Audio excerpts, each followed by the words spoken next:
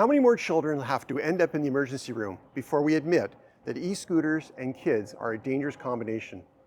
Last week in Etobicoke, two 12-year-old boys were riding an e-scooter when they crashed. One suffered life-threatening injuries. They were just 12 years old. Unfortunately, this wasn't even an isolated incident. It's just the latest headline in a growing pattern of young children being seriously injured on e-scooters. Doctors at Sick Kids Hospital in Toronto are sounding the alarm. Their trauma registry found that nearly half of the children seriously injured on e-scooters are between the ages of 10 and 13. More than 1/3 suffer head injuries. More than 1/2 weren't even wearing helmets. And this is becoming even more common now that summer is here. More children are riding e-scooters than ever before, which means the urgency to act is right now, not months or years from now. Just a few days ago, Michelle and I were driving home on Glen Ashton Drive when we watched a young boy, no older than 11 or 12, riding an e-scooter. I looked down at my speedometer. We were traveling at exactly 50 kilometers an hour, and he was actually pulling away from us. He had a helmet on, but it wasn't even buckled. Now let's think about that for a moment. An 11-year-old child traveling faster than the posted speed limit on a motorized vehicle with nothing more than a helmet that wasn't even secured. If we don't act, one day that child won't just end up in the emergency room. One day, a child is going to die. And then every one of us will be asking ourselves why we didn't do more when we still had the chance. Now, I know what some people will say. I did risky things when I was a kid. You're just trying to bubble wrap this generation.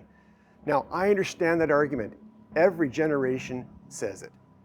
Yes, many of us did things as kids that make us shake our heads today, but what children are doing on e-scooters is fundamentally different. We're talking about children riding motorized vehicles capable of significant speeds on public roads, weaving between cars, buses, trucks, and pedestrians. That's not simply childhood risk. That's a level of danger we should never, ever normalize. Then there's another argument I hear all the time. It's no different than a bicycle. Well, actually it is. A bicycle requires you to generate its speed. As you get tired, you naturally slow down. You develop balance, coordination, braking skills, and judgment over time.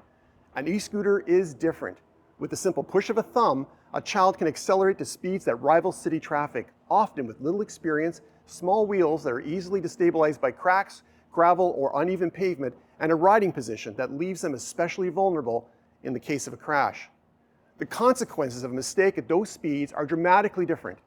And then there's the dirt bike comparison. Yes, many kids grew up riding dirt bikes, but dirt bikes were generally ridden on trails, private property, and off-road environments with safety gear, away from buses, transport trucks, pedestrians, and busy intersections. Children on e-scooters are riding in live traffic. Now that's the difference. Many people have asked me about the town of Oakville's e-scooter consultation, and I'm pleased that it's happening.